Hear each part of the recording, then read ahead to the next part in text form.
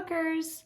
Okay, I am going to show you today how to make these cute little crochet chokers. It's such a simple, quick project, but I'll just show you on some thick yarn so it's super easy to see. These ones I made with cotton yarn, and I used a size 3mm hook. Okay, and I'm just using really any kind of beads that I have. You could use anything, just really, it's such a versatile, fun project.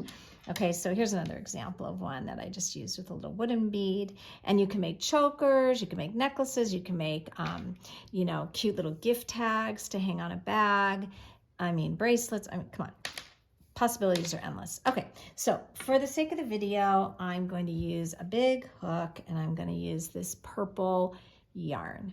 All you're going to do is you're going to chain initially, well, probably about 5, 6 or so chains, and this is just to make a little loop here for your ending. This is how I'm going to make a bracelet, how the bracelet will stay on, because we just made a little circle there. I just slip stitched into the very first stitch I made, and I got a circle.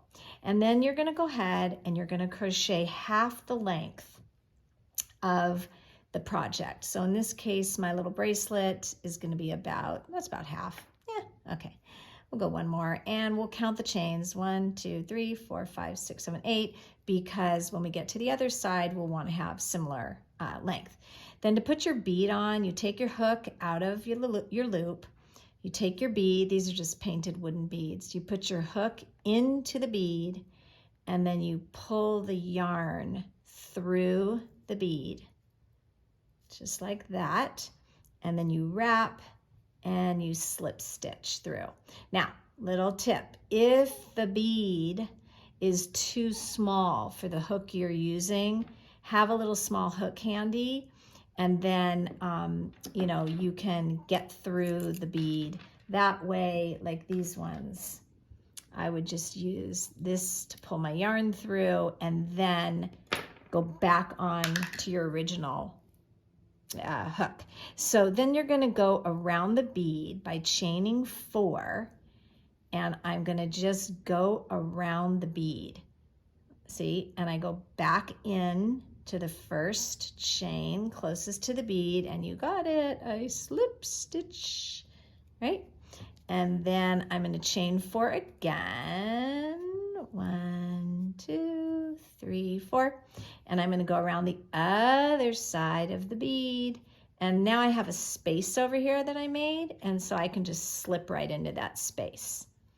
Now I've covered my bead, see? So on one side, I'm going to have these 2 spaces that I created, and those are going to be the spaces I'm going to put my petals in.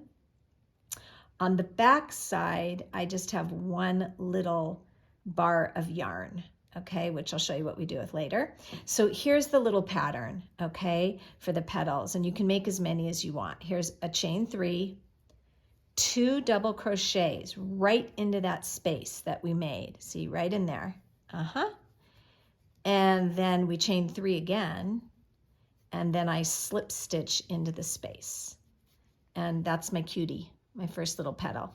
I'm going to make 4 petals for the sake of the video, and also I kind of like how it looks. It sort of has a butterfly look. So you can write this down if it's easier. Your petals are a chain 3, followed by 2 double crochets, followed by a chain 3 that you slip stitch into that space. Now I'm going to hop over to the other side, already looking super duper cute. And to get over to the other side, I push my band down, and I take my working yarn and I slip stitch, and then I do the exact same thing again. Can you believe we're almost done? I'm going to make 2 double crochets. Whoop. That's 1, and here's my second one. And then, oh boy, you better slow down, girl. What's the rush? 2 double crochets, and then 3 chains. You can move your stitches over so you have room in your space. And then here's my last petal. 3 chains, 2 double crochets, followed by a chain 3, and then I slip stitch, don't forget the slip stitch, into the space. And then I have my adorable little petals, okay? I often will make 5 petals. It doesn't matter, it's up to you, however you want to do it. So now I just have to go ahead and make the second part of the band. To do that, I turn my work over. And remember that, that bar? That's what I slip stitch under before I start my chain. And what that does is it creates the second bar to be in the exact same spot as the first. And I think we did 8, if memory serves me correctly. So here we go. 1, 2, 3, 4, 5, 6, 7. Okay, 8. And then the last step is I need to attach one more bead, right? See, won't fit in there. So I'll use this just to show you. I'm going to use a smaller hook to go ahead and pull the yarn through the bead. Blah, blah, blah, blah, blah. I could probably use a bigger hook, but you get the idea, okay? And then all I do here is go back on your original hook and I slip stitch, just like we did in the beginning.